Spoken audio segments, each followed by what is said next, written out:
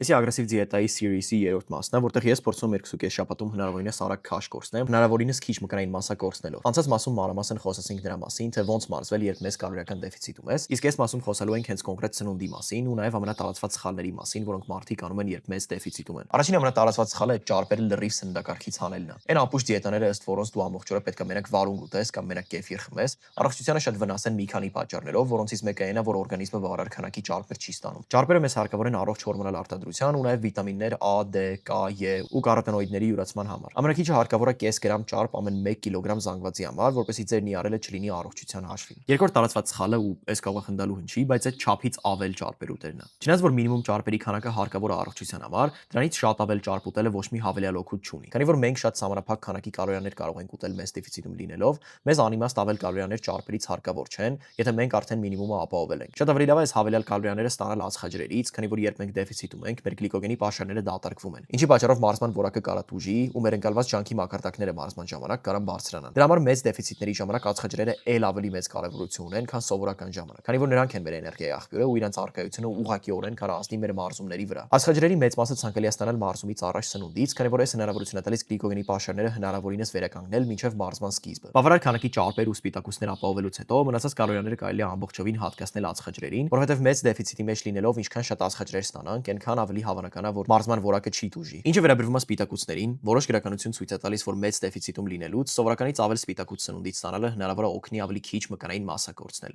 Սակայն այստեղ շատ նյուանսներ կան։ Համենայն դեպս, քանի որ սպիտակուցը ամենակշտացնող մակրոնյուտրիենտն է, մեծ դեֆիցիտի ժամանակ կարա իմաստալից լինի կերած սպիտակուցի քանակը բարձրացնել, որպեսզի շատ սովածություն չզգա։ Մոտ 2 գրամ սպիտակուցը ամեն 1 կիլոգրամ մարմնի զանգվածի համար լավ թիվ է։ Չնայած որ մակրոներին շատերը հետևում են, մարդկանց մեծ մասը միկրոնյուտրիենտները անտեսում է, ինչը նույնպես շատ մեծ սխալ է։ Հատկապես մեծ դեֆիցիտում լինելուց դու ավելի քիչ սնունդ ուտելու հնարավորություն ունես, սակայն քեզ միևնույն է հարկավոր է բոլոր վիտամինները, միներալները եւ այլ միկրոնյուտրիենտները բավարար քանակով ստանալ, ինչը նշանակում է սննդանյութերով հարուստ սնունդները, օրինակ բանջարեղեն, միրգ, մսամթերք, կաթնամթերք, ձու եւ այլն, պետք է կազմեն քո սնունդի մեծ մասը։ Բոլոր միկրոնյուտրիենտները հաշվելը ցանկալի է, սակայն նույնիսկ եթե դուք փորձեք զուտ ամբողջական սնունդներով բազմազանություն ապահովել, դուք ամենայն հավանականությամբ ոչ մի խնդիր չեք ունենա։ Վերջին բանը այդ թելանյութն է, որը նույնպես կարա շատ օգնի մեծ դեֆիցիտի ժամանակ, քանի որ այն կալորիաներ գրեթե չի պարունակում, բայց կարա օգնի ավելի երկար կուշտ մնալ։ Մյուս վիդեոում ցույց կտամ կոնկրետ իմ սննդակարգը մեծ դեֆիցիտի մեջ ու ոնց եմ ես այս բոլոր պրինցիպներով առաջնորդվում։